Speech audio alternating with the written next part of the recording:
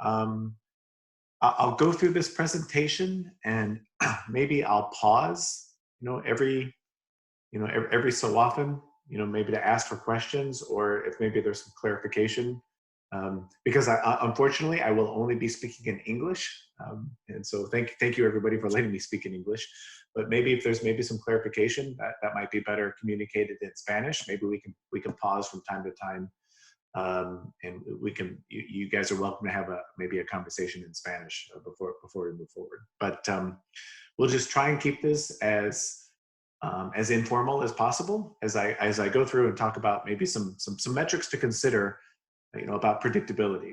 A lot of you, I'm guessing a lot of you on the call are doing Scrum, and a lot of you are on the call are maybe practicing what a lot of people consider to be Scrum metrics. What's interesting to me is most of the teams that I work with that think that they're working with Scrum metrics don't understand that Scrum in and of itself doesn't really necessarily prescribe a lot of the metrics that these teams are working with.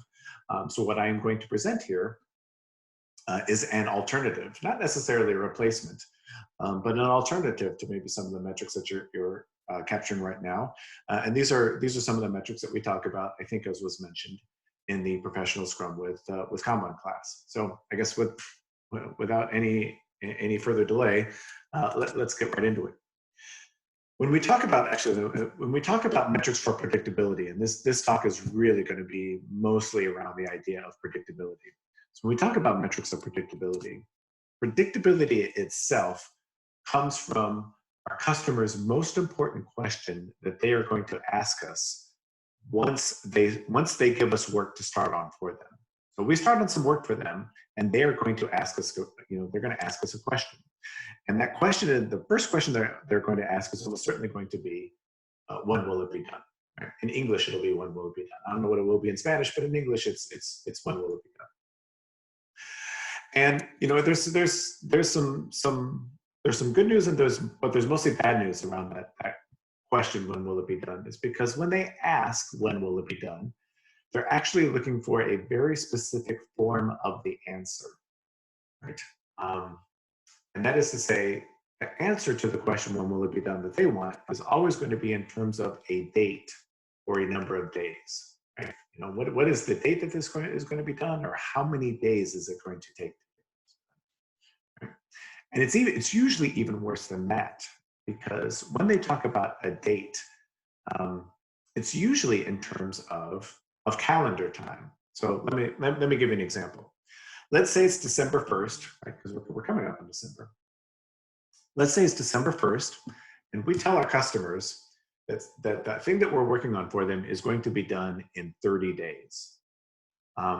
Well, the expectation, if it's December 1st, the expectation from our customers is probably that item is going to be done by December 31st, certainly by the end of the year, right? December 1st plus 30 days is December 31st.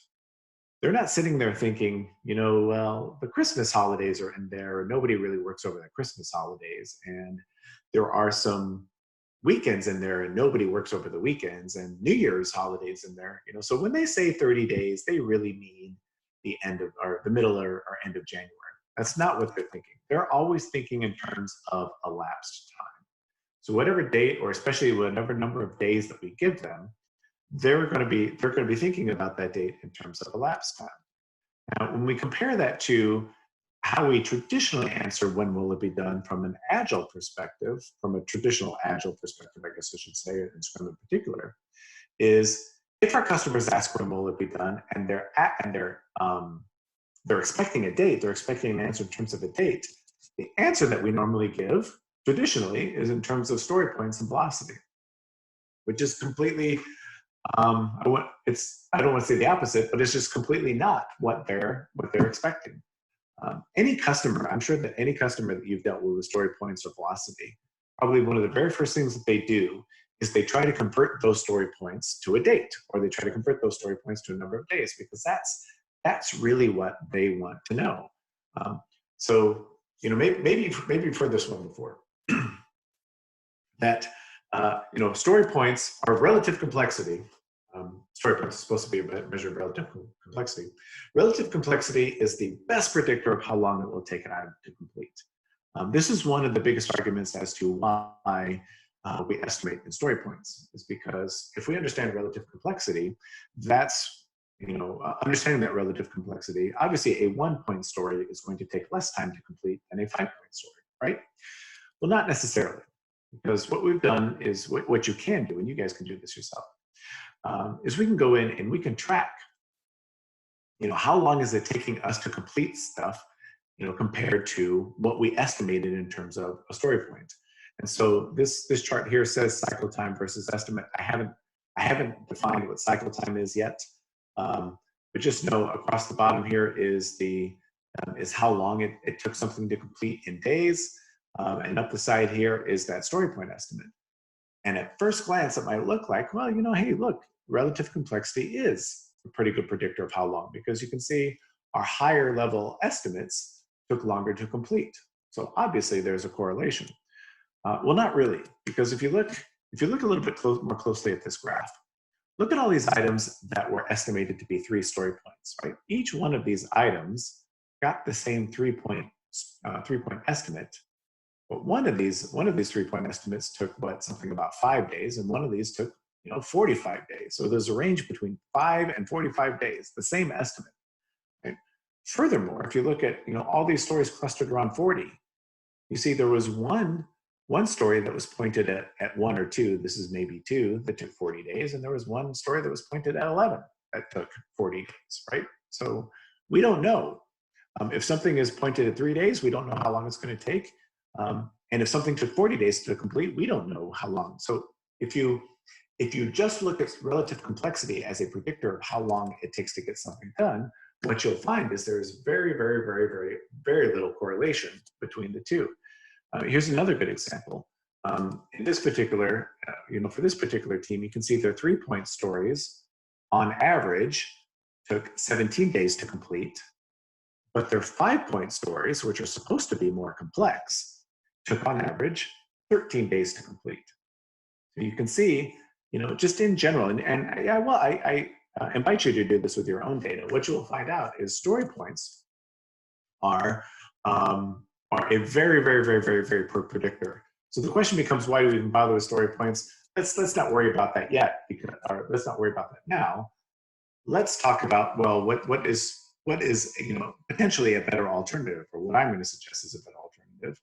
And to come up with that, the suggestion I'm going to make, the radical suggestion I'm going to make, is that if our customers really care about elapsed time, then that's exactly what we should be measuring. When we talk about metrics are a measurement. And if our customers care about elapsed time, then in our process, that's exactly what we should be measuring. So as an example, if we think about, well, how long does it take us to get to work in the morning, right? Think about your commute right now, whether you drive a car, whether you take a train, whatever. How long does it take you to get to work in the morning? And think about it from the perspective of when you start your timer when you walk out your front door or your garage door or whatever, and you stop your timer when you actually step foot in the office, assuming you're going to work in that office, right? How long does it take you to get to work? And my guess is, or my hope is, as you think about this, as you think about all the times that you've commuted to work, my hope is your answer to that question is it depends. That'd be my guess, is that your answer is it depends. Why do I say your answer would be it depends? Is because yeah, the total amount of time that it takes you to get to work, let's say, for example, if you're driving, completely depends on a number of factors. It depends on, well, what time of day did you leave? It depends on, have there been any accidents on the route that you take to get to work? It depends on, is there any construction? There are all kinds of things, is it raining or not, right? All kinds of things go into determining how long it takes you, to get to work in the morning, right? And so you guys, I'm guessing everybody has, is familiar with this left side of the highway, here. Maybe you're experiencing it right now. I don't know, maybe you're dialing into something and you're experiencing it right now. But if we take a look at this left side of this picture here, and we talk about, well, let's say that we're managing, each one of these cars represents maybe a feature or a requirement that we're doing. Traditional project management would have something to say about what's causing this kind of pile-up effect, right? And it would have something to do with this, right? They'd be like, well, the reason traffic's not moving, the reason it's taking so long to get stuff done, is you can see we're not fully utilizing the whole, all the space that's been given to us. You can see, look, here's a spot. If we shoved a car in there, we can get more stuff done, right? Same thing, if you use something like a Kanban board, same thing here, right? You're working on a million things, but if it looks like there's room for something else, of course, project managers or somebody are going to try and shove something in there. So try an experiment for me. This is something that I want you to try. Maybe for the next 30 days, or however long, next 30 days sounds about right. For each one of your commutes into the office, I want you, when you step out of your front door, or like I said, when you get into your car or whatever, I want you to start a stopwatch. And when you get to your office, I want you to stop your stopwatch.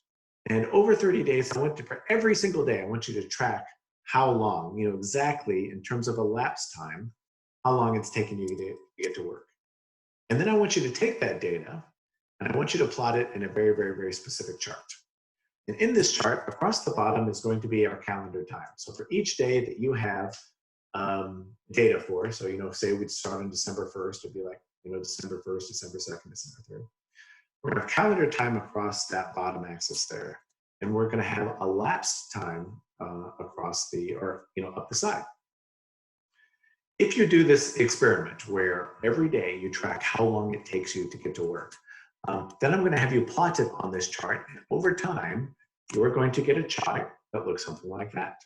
Right? You're going to get a chart that looks like just a random collection of dots, right? Where each one of these dots represents one of those days, right? Or how long it took you to get done. Right? What I want you to do is you're going to try the same thing for your own process. You're going to have a process and you're going to define in your process, this is just an example, by the way. In your process, you're going to find a point at which you consider work to have started, and you're going to determine a point at which you consider work to have finished. And then for every item that moves through your process, you're going to take a timestamp when something enters the process, and you're going to take a timestamp for when something finishes your process. And again, for each one of those items, you'll take that data and you'll plot it in a chart, and you will get a chart that looks almost exactly like your commute data. Right? They will look almost exactly the same. And there's a reason for that. We'll talk about that in a second. But this chart here is called a cycle time scatter plot.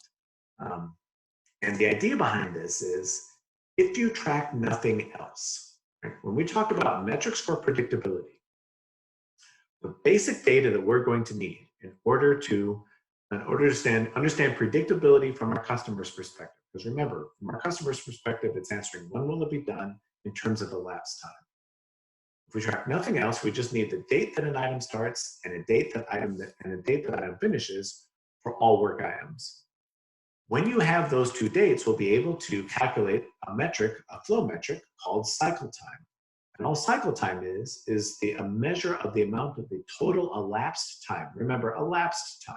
It's always elapsed time. It's never, we're not subtracting out weekends, we're not subtracting out holidays, we're not subtracting out any of these things, right? It's always in terms of elapsed time. Cycle time is the amount of elapsed time it takes for a given work item to complete. Oops, I lost focus there. This when will it be done? So then answering the question, when will it be done for a single item is going to be best answered by cycle time. Let me go a little bit further. I'm going to go just a little bit further and then I'm going to take some questions. So you might be questioning, if I put up this slide that says when will it be done for a single item is best answered by cycle time, you should have a big question on your face, because remember, I just said this chart right here, this random collection of dots, is the cycle time in your process.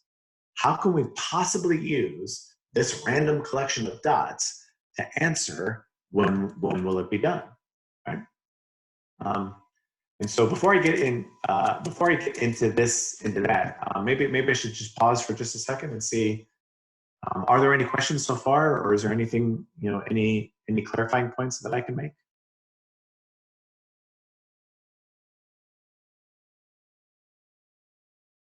I don't know if there's, I saw some stuff going on in the chat window. I don't know, is there?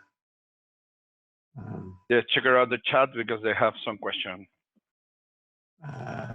Where can I see?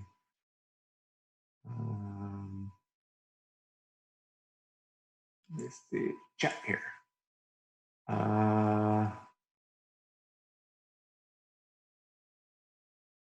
It seems to be talking about graphics, but I don't. They said that just they can. You have to choose Daniel Vacanti, and you can choose, and you can check it out the presentation that he has. This is the only way to you can watch their presentation. You can change their speaker view. Let's keep on. So can people? Sorry. So can people see my slides or not?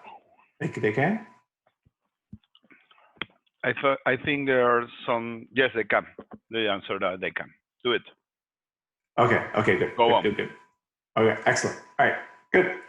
So now the question becomes. Oops, I lost focus again. Now the question becomes, you know, if this chart helps us answer when will it be done, and remember I said this is really just a random collection of dots, right? And here's the deal: if you track the data the way that I just told you to track the data, you will get, your data will fit a lot of the classic definitions of randomness, right? So the question becomes, well, how do we make sense of this randomness? Here's probably the very first thing that you need to get comfortable with when we talk about predictability and moving forward is whenever we talk about predictability, predicting the future is uncertain. It's full of uncertainty. If you could predict the future with 100% certainty, then you're in the absolute wrong business, right? In fact, anybody who can predict the future with 100% certainty, please let me know because I've got some very, very good business ideas for you. But most of us cannot do this. And so that means that because the future is full of uncertainty, that uncertainty shows itself in terms of randomness in our process, right? Our process is random. What that means then is because our process is random, we can no longer think deterministically. We need to think probabilistically. About answering that question, when will it be done? We need to think probabilistically. What does it even mean to think probabilistically? Well, thinking probabilistically means acknowledging that there's more than one possible future outcome. So if we were to flip a fair coin, let's say, and so before you flipped the coin, you know, could you say with 100% certainty, is it going to come up heads or tails? And the answer is no. Before you flip the coin, you can't, right? But we do know that when I flip that coin, there are two possible outcomes. There's more than one possible outcome. And in this example, there are two possible outcomes. So knowing that there are two possible outcomes tells us, well, we have a 50% chance. If we want to know, well, what are our chances of flipping a tails, right? We know we have a 50% chance, right? And this is when we, this is what we're talking about when we say, okay, how do we drive predictability from our random process? You know, we have to start thinking predictability because we don't know. Like, so say we have this item number 3 sitting in our backlog right now. When item 3 gets to this deployed column, when it flows through the process and gets to the deployed column, we have no idea before that happens whether item 3 will end up as exactly that dot on the scatter plot or exactly that dot on the scatter plot or exactly that dot. We just don't know. What we can do, however, is understand, just like we did in the coin flipping example, let's understand what our possible outcomes are, and then let's figure out a percentage chance of the possible outcome that we're looking for falling within a certain probability, right? What we're essentially doing is making sense of that randomness. And the way that I'm going to explain this is by use of an example. And by the way, before I get into this, I just want to explain, this is an example of a way to do this. This is not the only way to do this, but it is certainly the way that I recommend. And so what we're going to do is we're going to take all of these dots on our scatter plot and we're going to segment them using what I call percentile lines. So you can see right here on this screen, I hope everybody can see my screen right now. You can see this green dotted line right here. And you can see it says 6 on the left of the chart and it says 50% on the right side of the chart. the way that you come up with this line right here is you literally count all the dots on this chart. And to make the math easy, let's say there are 100 dots on this chart. There aren't, but just for the sake of argument, let's say there are 100 dots on this chart. You literally count all the dots on this chart, and to find this 50th%, or to find this green dotted line right here, you go up the side and you find a cycle time such that when you hit that cycle time, if you were to draw a horizontal line all the way across the chart, it would cut the number of dots exactly in half, right? So 50% of the dots would be above this line, 50% of the dots would be below this line, right? If there are 100 dots on this chart, that means 50 dots are above, 50 dots are below. In this particular example, that 50th percentile line, that's what we're doing, is we're finding the 50th percentile. That 50th percentile line happens at 6 days. So what this is telling us is of all the items that have flowed through our process and finished, remember each one of these dots is an item that finished, of all the items that have flowed through our process and finished, 50% of them took 6 days or less to complete. Another way of saying that is, Another way of saying that is when an item is still in our backlog before we start it, that once we start it, once we first pull it into progress, once we start it, we will have a 50% chance of that item finishing in 6 days or less. That's with doing no estimation whatsoever. Right? That's what this data is telling us. Now, I can get through the rest of this. I'm willing to take some questions because I'm hoping there's some questions about this. But the idea is we literally measure how long it takes us for us to get everything done. We then throw that data into a very specific chart called a cycle time scatter plot. And then we can calculate different percentiles that help us understand how long it takes for things to get done. So now we can say, hey, with a 50% confidence, we know that when we start an item, it'll take 6 days or less to complete, right? With a 50% confidence. That means we're going to be wrong 50% of the time. We're going to be right 50% of the time. We're going to be wrong 50% of the time. But this gives us an understanding of risk. So now what we really need to understand is, well, how much risk, when we're trying to answer this question, when will it be done? How much risk are we willing to live with? Being wrong 50% of the time is maybe not good enough. Maybe we need a higher confidence. So what we can do is we can literally draw any percentile we want.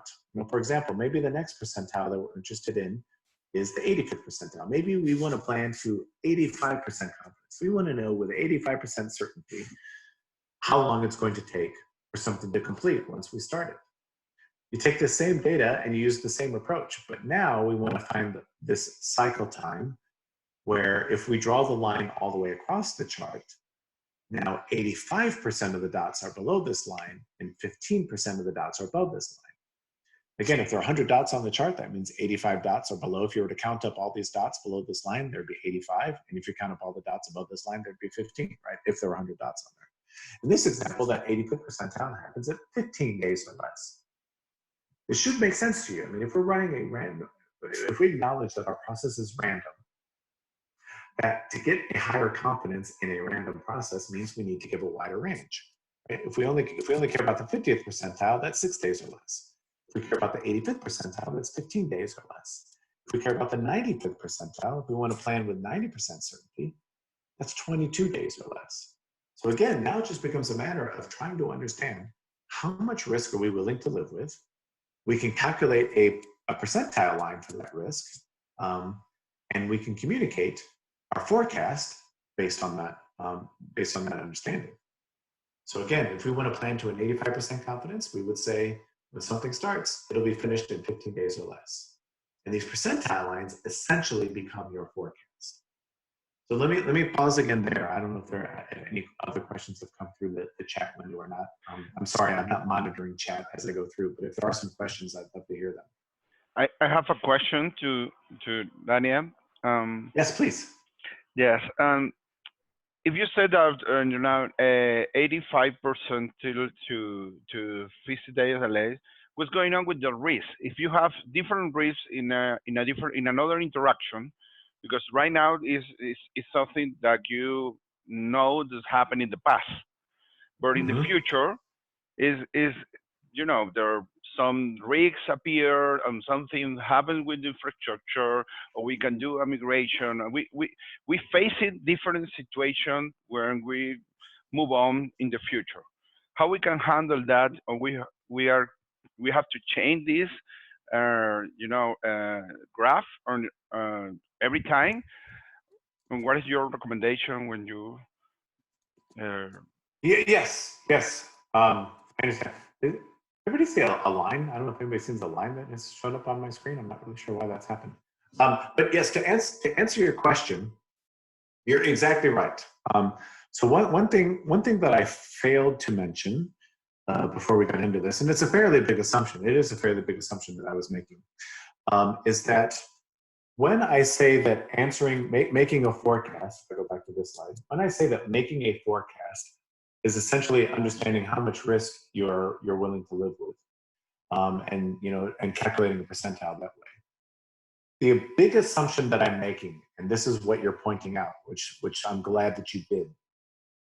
The big assumption that I'm making is that the future that we're trying to predict roughly resembles the past that we have data for. Right? We're assuming that there are no big changes in infrastructure. We're assuming there's no big changes in team members. We're assuming, you know, a lot of these things. And so that's the bad news. That's the bad news is, if the future, if we're going to add, like, say, 10 team members to our team, well, then yes, this data doesn't make any sense. If we're like completely re-architecting our product and maybe rewriting code from scratch based on this new architecture, then yes, this data doesn't make any sense. That's the bad news. The good news is that this is the whole point of why practices like Scrum and Kanban exist. Is because if we follow a practice like Scrum, or if we follow a practice like Kanban, or even better, if we practice Scrum with Kanban, that whole process is meant to, as much as possible, make sure that the past that we have data for is going to, or sorry, the future that we're trying to predict is roughly going to look like the past that we have data for. And that's, to me, that's really the whole reason why Scrum and Kanban exists, right? But to answer your question more specifically, if we know for sure things are fundamentally going to change, well, then yes, we're not going to have any good data for that. We're not going to be able to use this data to make a forecast. Then what's going to happen? Then what we need to do is we need to get new data as quickly as possible, right? If we legitimately don't have any data, we need to get new data. And you'd be surprised how little data you need in order to be able to calculate these percentile lines and start making those new predictions. So honestly, at the beginning, if you have no data, then you can really use whatever estimation planning technique you want. They will all be equally bad. Yeah. But once you have the data, once we're starting to work stuff through, and again, this is the benefit of Scrum with Kanban, is we're working stuff through, we're gathering this data, then we can calculate these percentile lines, and we can hopefully address those questions about risk that you have. And what is the minimum interaction that you recommend them to use to do this projection or this forecast? Yeah, so are you talking about, so usually that's in terms of the number of items that you complete, say the number of these dots that we have data for. Statistically speaking, and this is really kind of just a rule of thumb, statistically speaking, you only need about 10, 11, 12 dots, 12 of these data items, to be able to start drawing these percentile lines. And you can be pretty confident in those percentiles. Once you have around 20 dots, you're very, very confident. So a lot of people say, well, how much sprints worth of data do I need? Well, it's really not in terms of sprints. It's more in terms of, you know, how many items do we have done that we have data for? Does that make sense? I hope that makes sense. Great, thank you. Hi, Daniel. Hi, yes. Hello, can you hear me? Yes, hello. There is a question in the chat that, so one person says that, let me find here. And could you clarify if the dots in the chart are tasks, or what are those dots in the chart? Yeah, that's also a really good question that maybe I didn't explain very well. Every dot on this chart represents an item that has flowed through the process and finished. So now the question is, well, what are those items? Are they tasks? Are they stories? Are they epics? What are they? Typically speaking, when we're talking about flow and we're talking about tracking flow metrics, from a flow perspective, just like from a Scrum perspective, because Scrum is a flow process, by the way. But anyway, from a flow perspective, what we really care about is the flow of customer value. Right? So each one of these dots should represent a unit, an independent unit of customer value.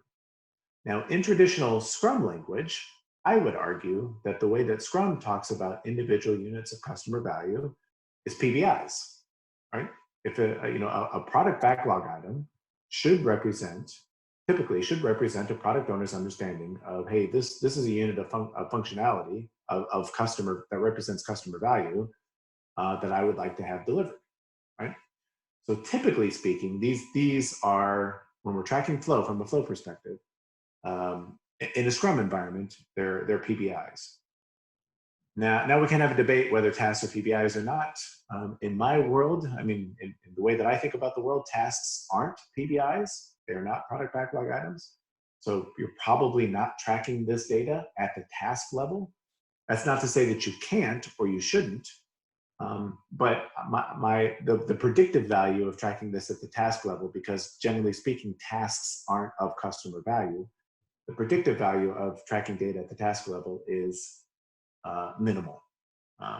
So I don't know, does that make sense? These dots should represent units of customer value. In a Scrum context, those units of customer value are almost certainly PBIs, product backlog items. So does that help?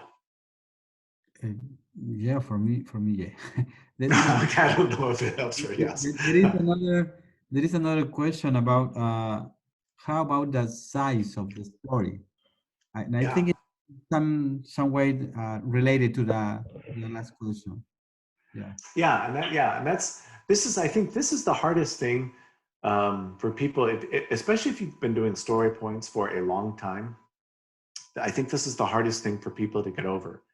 But the size of the item, and we talk about size, usually people are talking about, in terms of story points, in terms of relative complexity.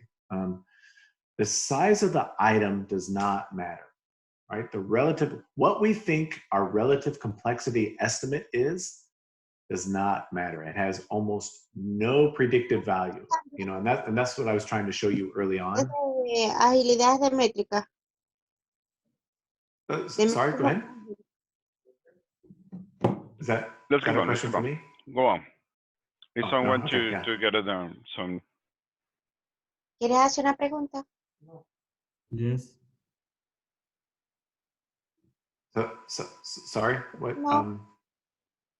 She wants to make a question.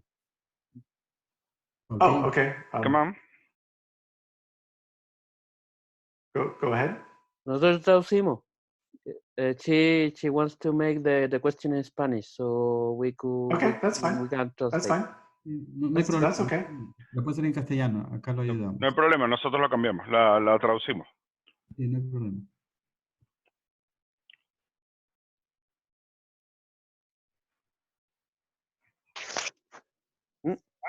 Pueden hacer la pregunta. En español, si quieren, y nosotros la traducimos. Ok.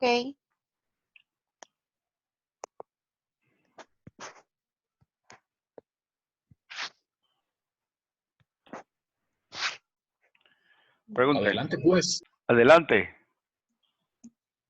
No la escriban, coméntala, háblala, y yo la traduzco.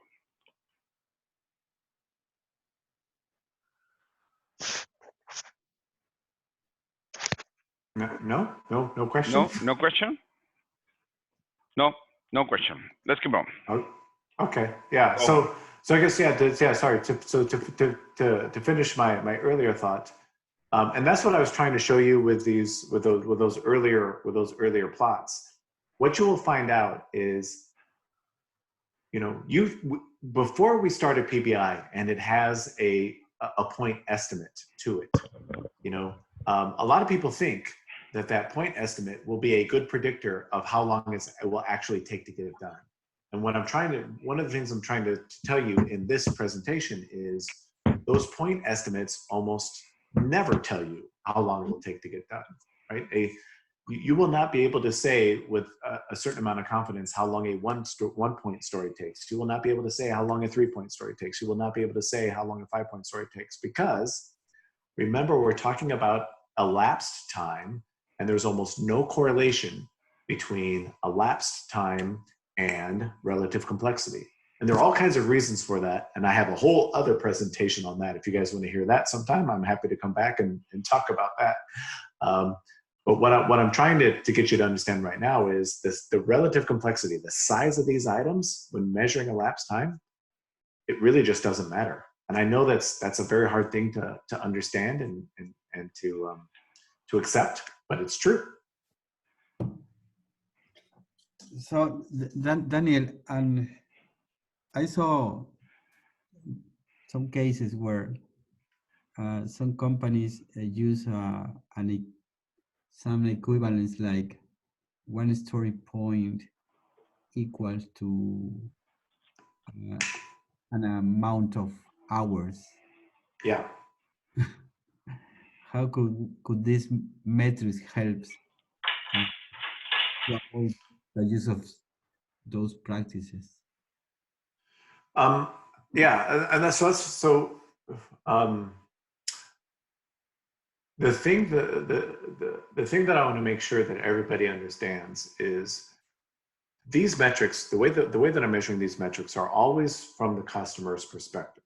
And as I said from the beginning, what the customer really cares about is elapsed time. How long from start to finish is it going to take to get this done? It's not about how long did I spend actually working on something, right? Because, you guys know this, you could have a PBI moving through your sprint that could take 14 days to get done, but you only ever spent, say 1 or 2 days working on it. Well, why did it take so long to complete that? Well, maybe this PBI had dependencies on other teams. Maybe the team member who was working on it got sick. Maybe there was an architectural question that nobody understood. Maybe there was a technology problem. Maybe the test environment went down, right? There are all kinds of reasons as items are moving through our process why they take a long time to complete. And so this is the problem with estimating in hours as what was suggested, or just even relative complexity in general, is because most people only consider, well, how long did I spend sitting at my keyboard typing to finish that item? The problem is when we talk about elapsed time, when we talk about the total amount of time that it takes to get something done, the vast majority of that time is an item not being worked on, right? It's waiting for somebody to work on it, or it's waiting because of this blocker for dependency, or it's waiting for all of these other things. That's the vast majority of the elapsed time. And that's why estimating using relative complexity, that's one of the biggest reasons why estimating using either hours, mapping story points to hours, or just using story points in general doesn't work. For the most part, I don't want to say it never works. It can work, but for the most part, it doesn't work.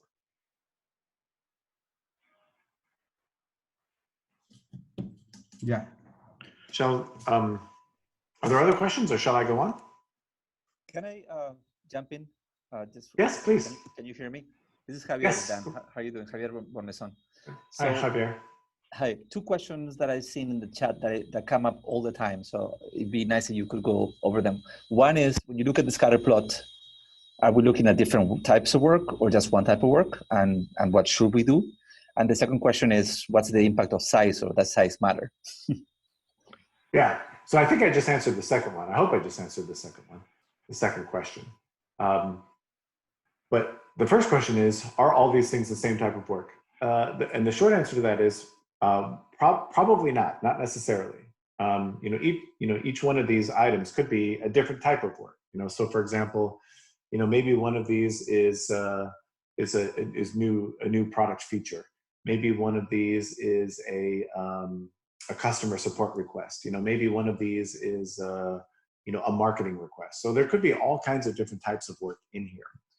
And when you get really, really good at this, capturing the data this way, one of the things that you could do is you could say, okay, of all the data that we've got, let's filter that data. Let's filter that data just on the, on the marketing requests, for example. So let's take out everything else and let's only look at one type of work. And you can imagine when you do that, that you will get a different number of dots, and you'll get different percentiles. So that you may want to be able to make forecasts based on different types of work. I've got an example of that. I don't know if I'm able to share it or not, but maybe at the end of the presentation, if we have time, I can show you some like real life data where you might want to filter on different types of work, and you'll see different percentiles based on the type of work that you're filtering on. And then we can make predictions based on that filtering. So if we have time at the end of the presentation, I'm happy to show that. Is that okay? And yes, Daniel, maybe a clarification in Spanish. And esos puntos son Scrum Product Backlog Items, no son tareas. Y esos puntos que aparecen ahí pueden ser de diversos tipos, ¿no? Un bug, un requerimiento, un deseo. Product Backlog Items que tienen valor de negocio. No sé si responde la pregunta.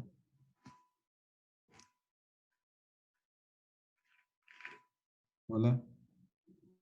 A ver, una pregunta, un tema. ¿Realmente hace diferencia que uno piense que esos puntos son tareas y no PBIs? ¿No es lo mismo? Simplemente sería un granular distinto a la tarea. Daniel, and I don't know if you allow me to answer this question.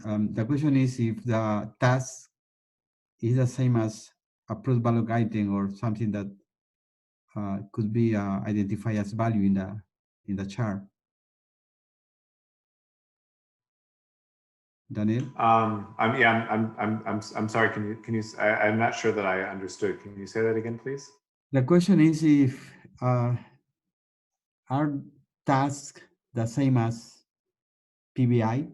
So the dots could be tasks or PBIs in the chart.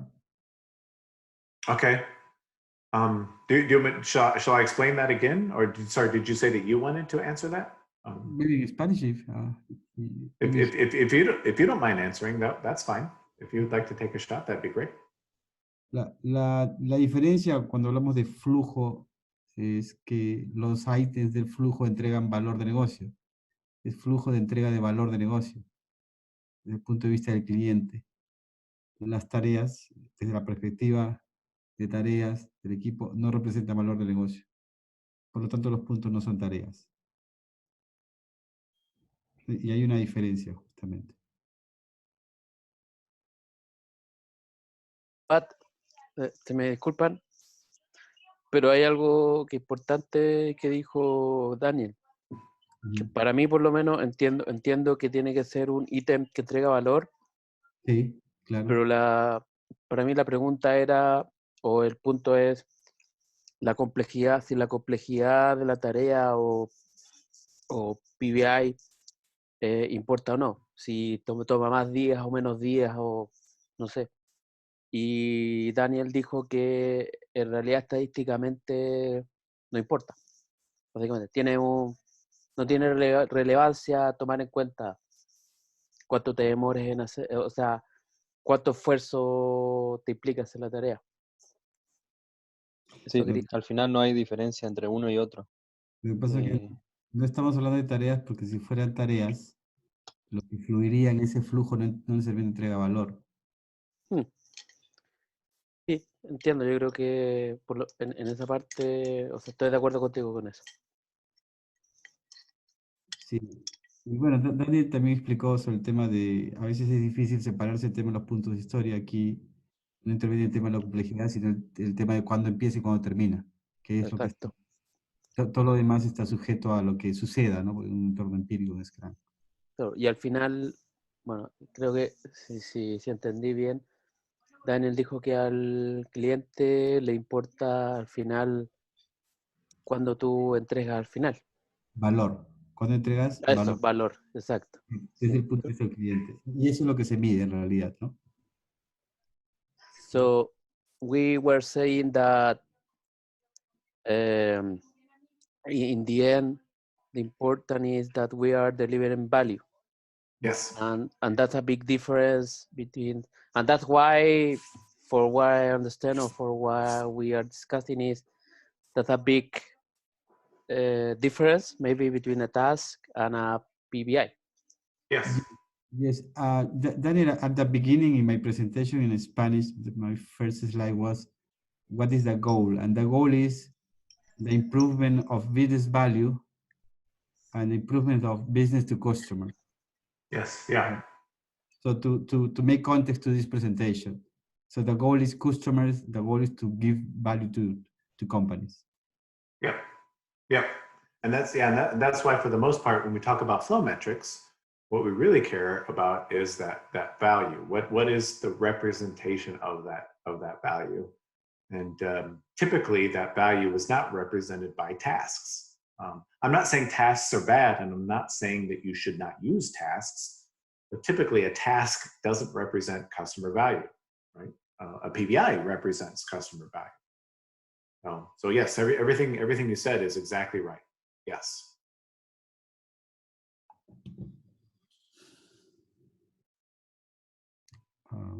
So shall we keep going? Shall we?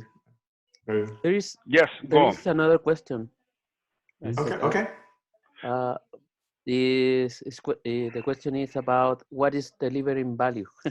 I don't know if. Oh yeah, that's a really good question. I don't know if that's.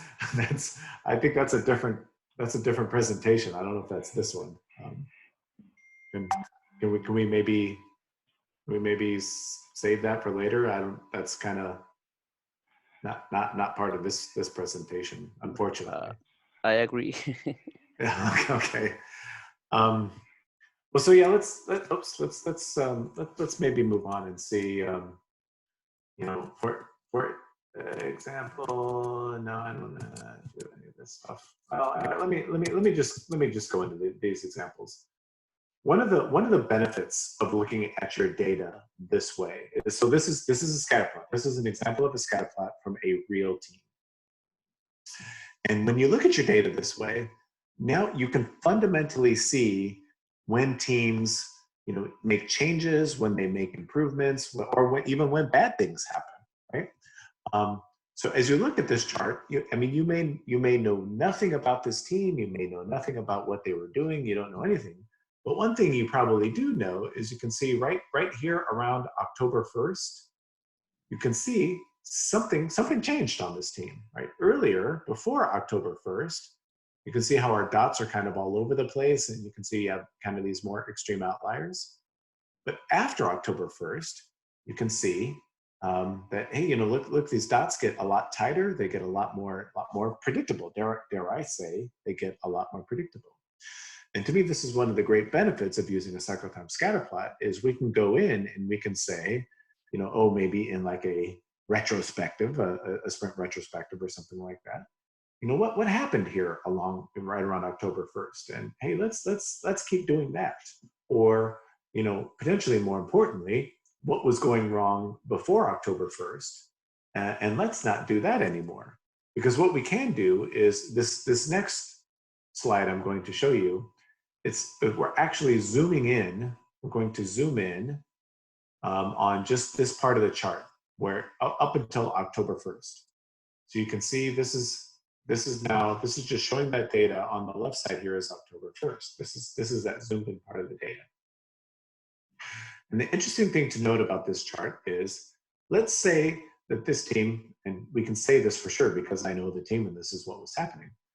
Let's say that this team was doing 2-week sprints, right? And all of this data represents, PBIs that were flowing through and finishing for 2-week sprints.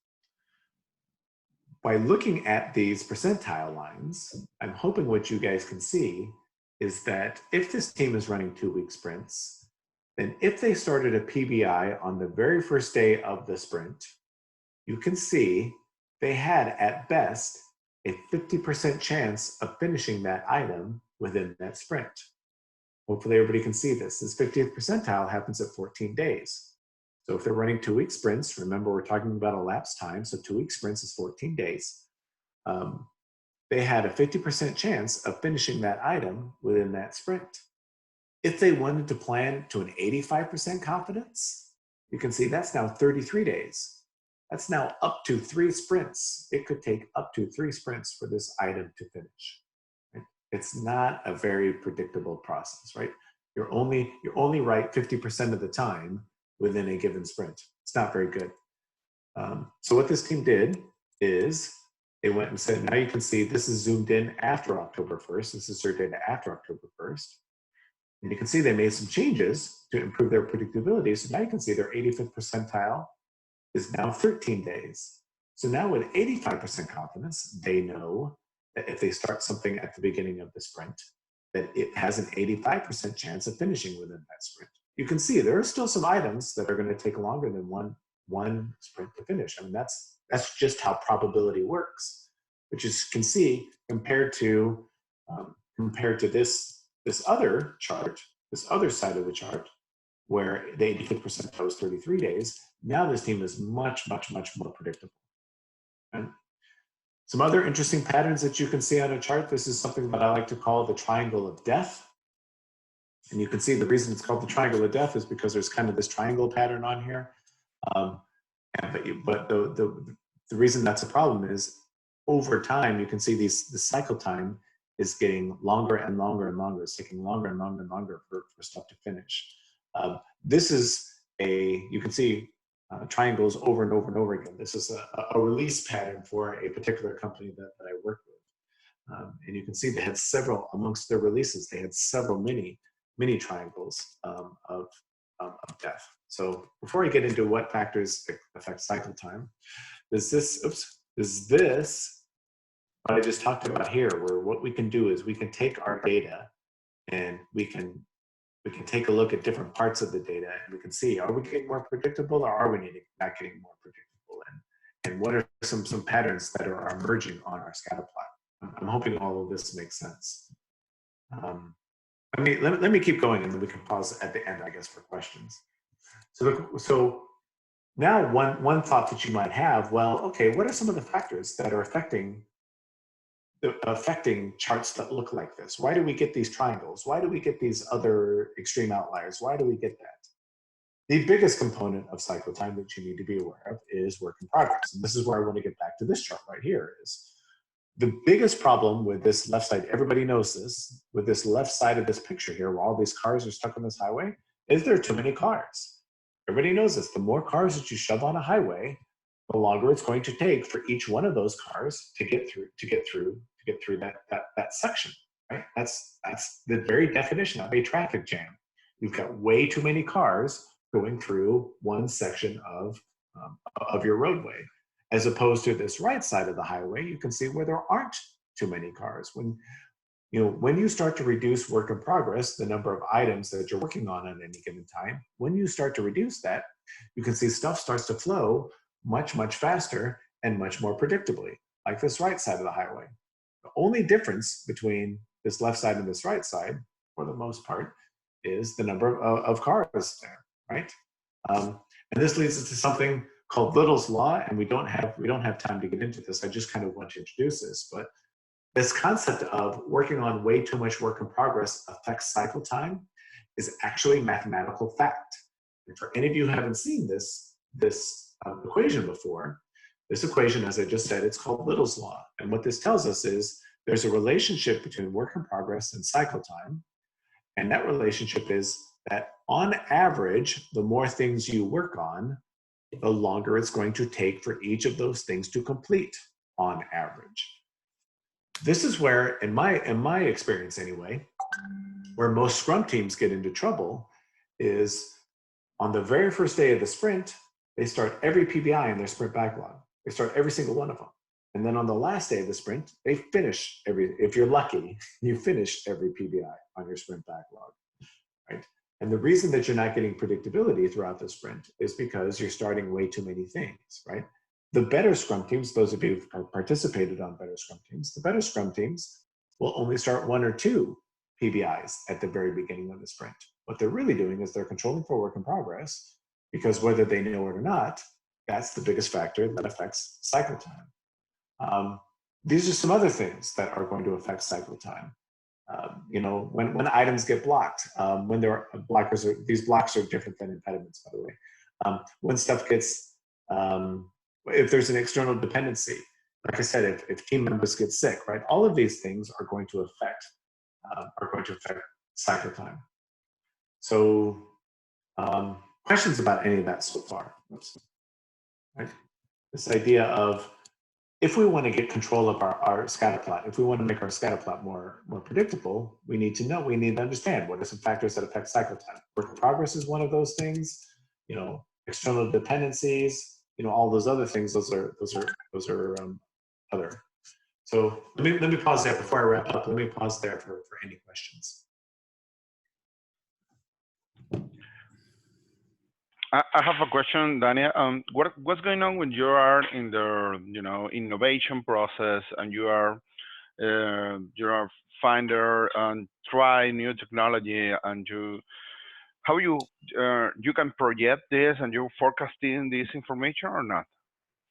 Yeah. So short answer is yeah. You could potentially forget this. But if I go back to this.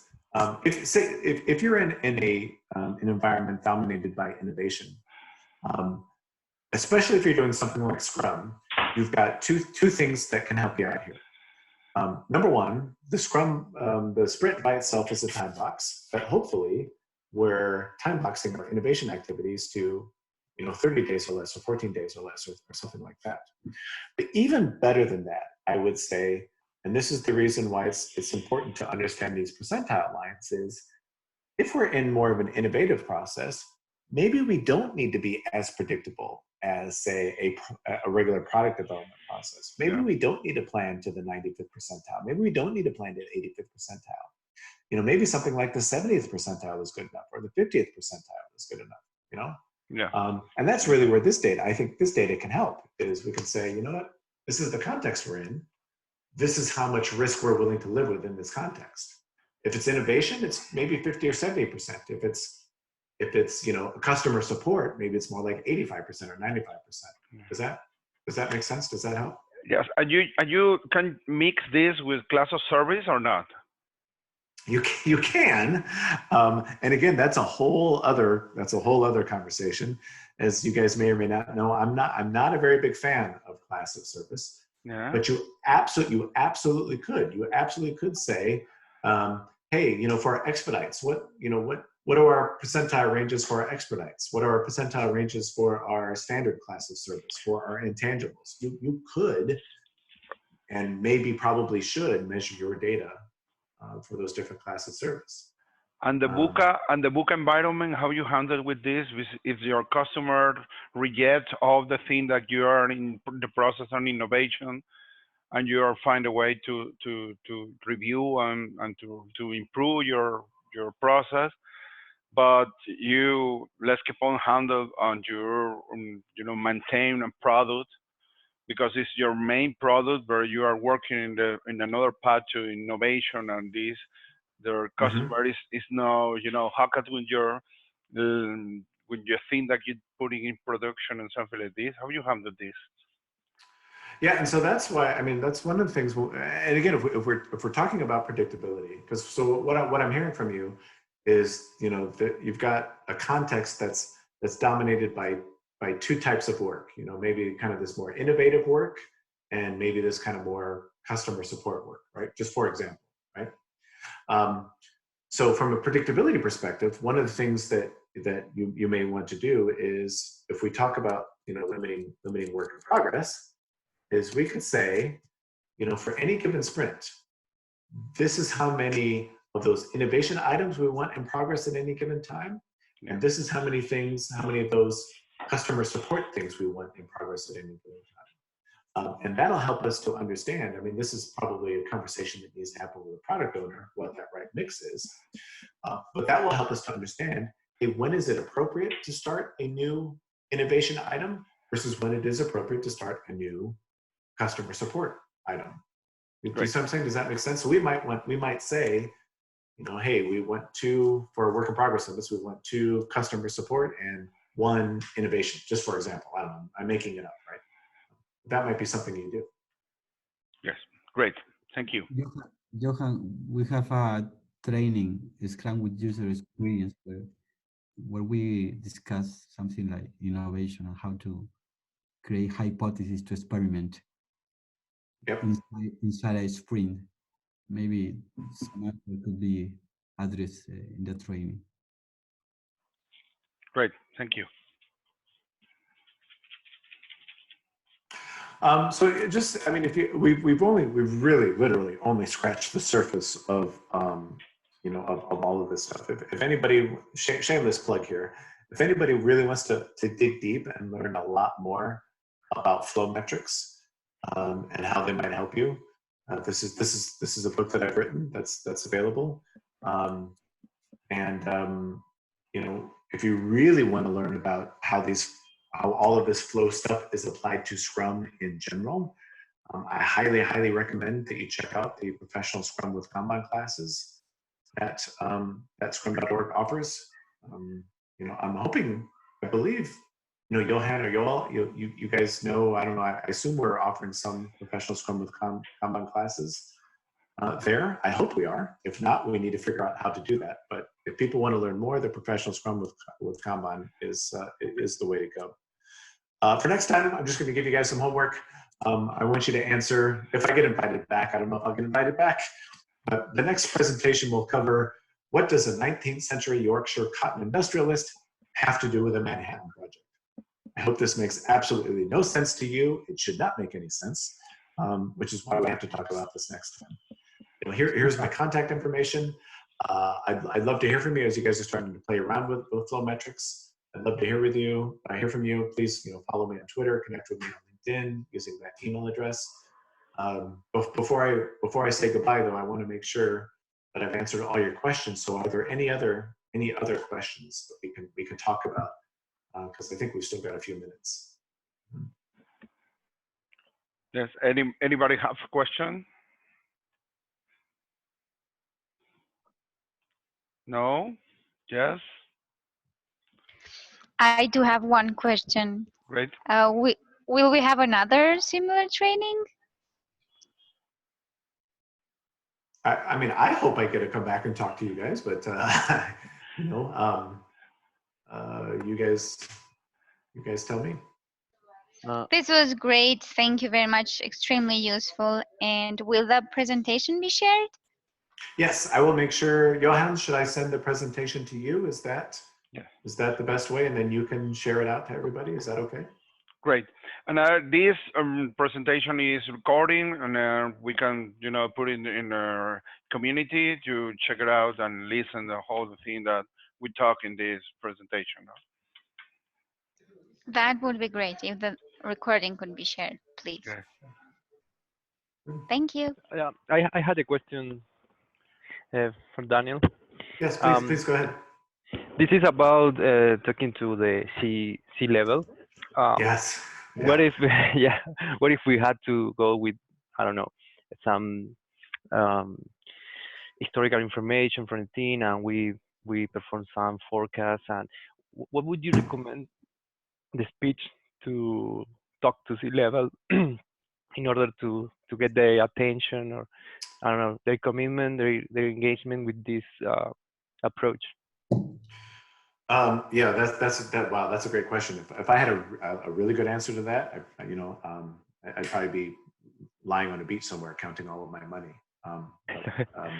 But I mean, I can tell you what I've experienced, and the reason I find, and I think I mentioned this before, but the reason that I find these flow metrics so powerful is because we're speaking the language of the customer, right? The customer understands elapsed time. They understand, you know, value. They understand these things, And if you go to the C-level and you start talking to them about story points and potentially velocity and things like that, you know, their eyes just glaze over. Like, you know, I talk about this in my book, right? You know, if you really don't like yourself very much, go into a CFO's office and try to explain what a story point is, right? I mean, they will just not get it, and they shouldn't have to. So that's why I don't know the exact words to use to make them to buy into this. But what I can tell you is that at the very least, you'll be able to start the conversation because you'll be speaking their language. We're talking about, you know, we're talking about time, we're talking about value, we're talking about risk. Right? These are all things that C-levels inherently understand. And what we're going to give them is tools to be able to visualize that time and that risk. And when we get even deeper into this, we're going to give them tools in terms of how to improve. How do we improve that time? How do we minimize that risk? Right? That's really what predictability is all about. So again, I wish I had a better answer in terms of the magic words to say to get them bought in. But at the very least, if you speak their language, you know, if we talk about predictability and risk and things like that, I think you'll be much more successful. That's been my experience anyway. Sorry, I don't have a better answer for you. Daniel, to support your question, at the beginning of my presentation, I was talking about evidence-based management. Mm-hmm. It's a framework from Scrum.org to empirical management, to CEOs, to C-level. So yes, yeah. Where's that quote? In God we trust. Everyone else brings data, right? I mean, that's something like that. But yeah, I'm a big believer in the evidence-based management movement, and this is the evidence that we have, right? This is a part of the evidence that we have. Yes, for sure. yes. If we find a good correlation between value and this approach of predictability, we can convince. I don't know if convince, but we can sell an idea or a team or review a performance. Everything if we talk from data that is impacting the market and the user in combination between this these numbers, right? Yes, exactly. Yes. That is evidence-based management. Very good. Yes. Yeah. Right. We had some experience dealing with OKR as well, so I think that this could be a good combination. For sure, yes. I mean, OKRs, you know, as the way that I'm not an expert on OKRs, but the way that I understand OKRs is part of that OKR is that verifiable result, right? I mean, we need to somehow be able to verify that we achieve that objective, right? And hopefully this is part of that evidence that that objective was actually achieved. We can validate it. Great. Daniel? Any other question? Daniel? Yes. Can you hear me? I can hear you. Can you hear me? Yes. Hello?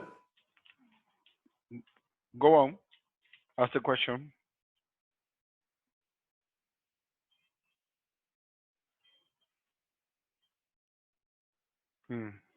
No? I think we I lost can him. listen. I can listen. Right. Any other question?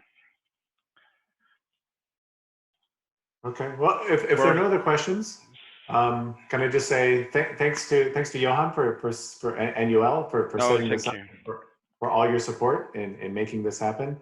Thank you to everybody who came and participated. Like I said, I know we had some scheduling difficulty, so I'm glad this finally happened in the end. Good luck with all of this. You know, I hope to hear from you guys and maybe get a chance to come back and talk to you a little bit later and do a deeper dive on some of these metrics. So thank you very much for your participation. Yeah. Thank you, Daniel.